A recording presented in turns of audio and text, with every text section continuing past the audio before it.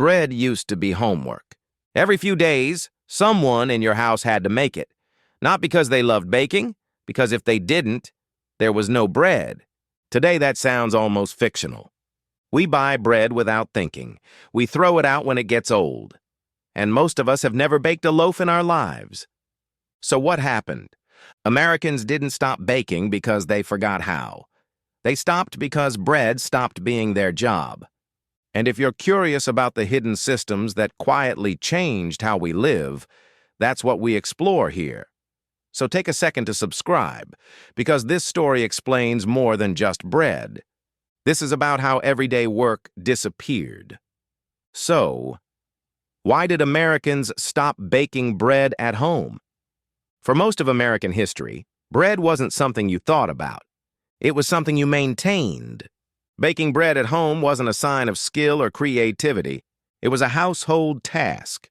No different from hauling water, cooking meals, or keeping the fire going. Bread sat at the center of daily eating. Breakfast, lunch, dinner. And because it was eaten constantly, it had to be replenished constantly.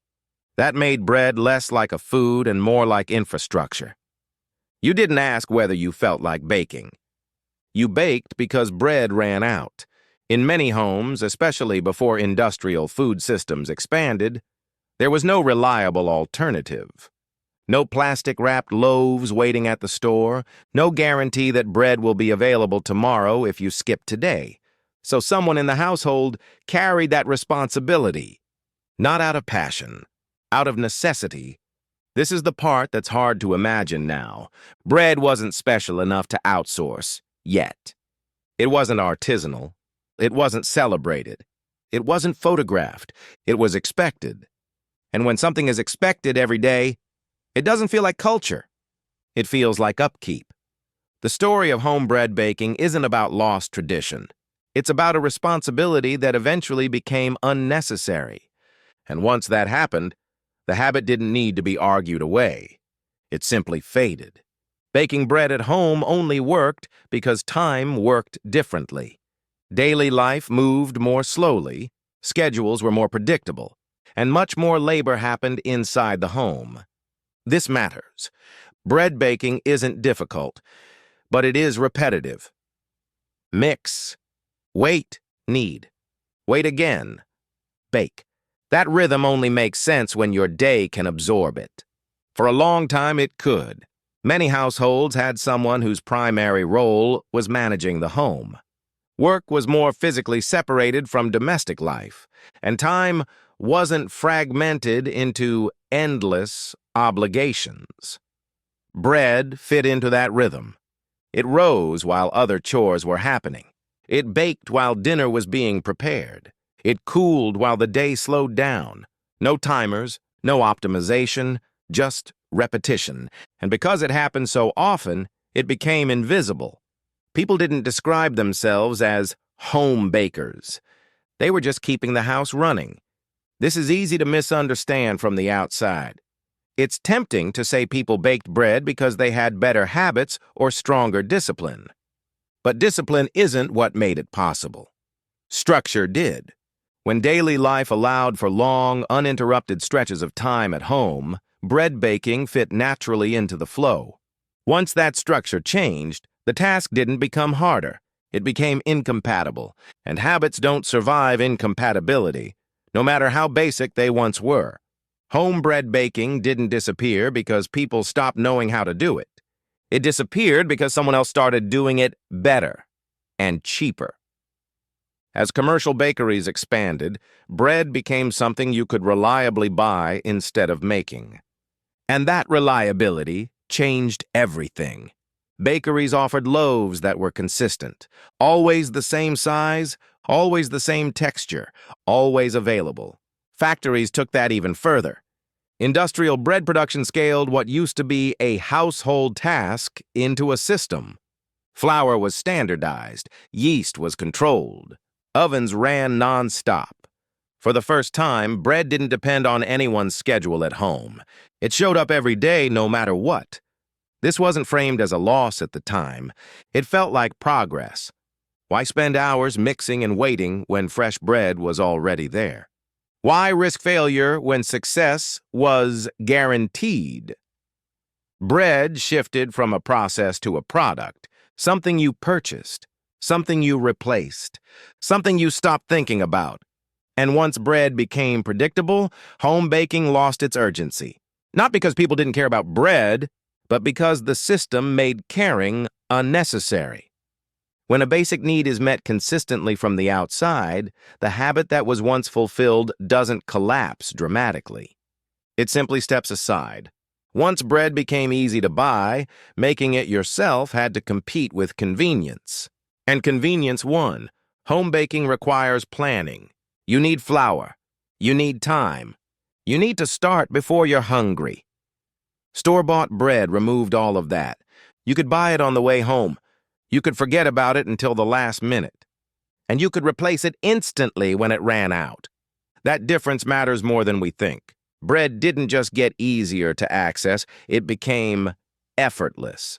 There was no waiting for the dough to rise, no risk of something going wrong, no need to build your day around it. When a task stops being necessary and starts requiring effort, it becomes optional. And optional tasks don't survive busy lives. This wasn't a judgment on home baking, it was a calculation. Why invest time and attention into something the system already handles, faster, cheaper, and more reliably? Convenience didn't just make store-bought bread attractive. It made home baking feel inefficient. Not worse, not outdated, just unnecessary. And once bread no longer demanded effort to exist, the craft of making it at home lost its everyday role. What used to be routine slowly became extra, and extra things are the first to go when time gets tight. For most of history, bread carried urgency. If you didn't make it, you didn't have it. That pressure-shaped behavior, you baked before the loaf ran out, you planned around it, and skipping a day actually mattered. But once bread became permanently available, that urgency disappeared. You could always buy it tomorrow, or later tonight, or next week. Nothing bad happened if you didn't bake. That change seems small, but it's everything. Habits survive on consequences. When there's no downside to skipping something, it stops anchoring your day. Bread no longer required attention. It no longer created deadlines. It no longer punishes delay, so people delayed, then skipped, then forgot. Not intentionally, not dramatically, just gradually. And because bread was still there, sliced, wrapped, waiting, the absence of home baking didn't feel like a loss. There was no empty table, no missing meal, no moment of crisis. The system absorbed the responsibility quietly. This is how everyday habits die. Not because people reject them, but because they stop demanding participation. Bread didn't disappear from American life. The urgency did. And once urgency is gone, routine doesn't survive for long. When bread finally returned to American kitchens, it came back in a very different form. It wasn't daily. It wasn't expected, and it definitely wasn't invisible. Home bread baking didn't return as a responsibility, it returned as a hobby. People baked on weekends, they shared photos, they talked about technique. Bread became something you chose to do, not something the day demanded. That distinction matters. When baking was necessary, no one asked if it was enjoyable. When it became optional, enjoyment became the point. This is why modern bread baking looks so different. Sourdough starters, long fermentations, artisan loaves with names and personalities. What used to be maintenance became meaningful. And that shift explains something important. The skill never disappeared. The knowledge never vanished. It just stopped being required. Once the system took over the job of providing bread, making it yourself turned into a form of expression, not survival. That's why baking feels aesthetic now. Why does it show up in trends? Why does it spike during moments when systems feel uncertain? What was once invisible labor became visible identity. Bread didn't come back because people needed it again. It came back because for the first time, they didn't. Americans didn't lose the ability to bake bread. They handed it off. What changed wasn't knowledge or skill. It was a responsibility. Bread didn't vanish from daily life. It moved from kitchens to factories, from households to systems. And once that happened, baking bread at home stopped being a requirement. This pattern isn't unique to bread. The same thing happened to laundry, to sewing, for food preservation. Tasks that were once essential became services. And when a service is reliable, the habit it replaces doesn't need to survive. People didn't debate whether to keep baking bread. They didn't vote on it. They didn't consciously give it up. They simply stopped being the last line of supply. When something is outsourced successfully, it fades without resistance. There's no dramatic ending, no cultural fight, just a quiet replacement. And over time, we forget that the task was ever ours to begin with. That's why home bread baking feels nostalgic now, even though it was once ordinary. Not because it was meaningful, but because it was mandatory. Bread didn't disappear from American life. The responsibility did. And when responsibility leaves, routine follows. Americans didn't stop baking bread because they forgot how. They stopped because they no longer had to. For generations, bread baking was a responsibility woven into daily life.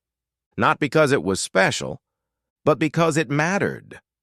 Once that responsibility was taken over by systems that were faster, cheaper, and more reliable, the habit quietly stepped aside. Bread didn't disappear. Effort did. And when effort is no longer required, routine doesn't survive. This is how everyday work leaves our lives, not through rejection, not through nostalgia, but through replacement. What was once invisible maintenance becomes an optional activity, and optional activities don't shape daily rhythms. This is Explore the Why, where we use everyday food to understand how American life quietly changed. So if you're watching on your phone or on your computer and you enjoy these kinds of stories, make sure you're subscribed. And tell me in the comments, what's something your grandparents did every day that now feels like a hobby?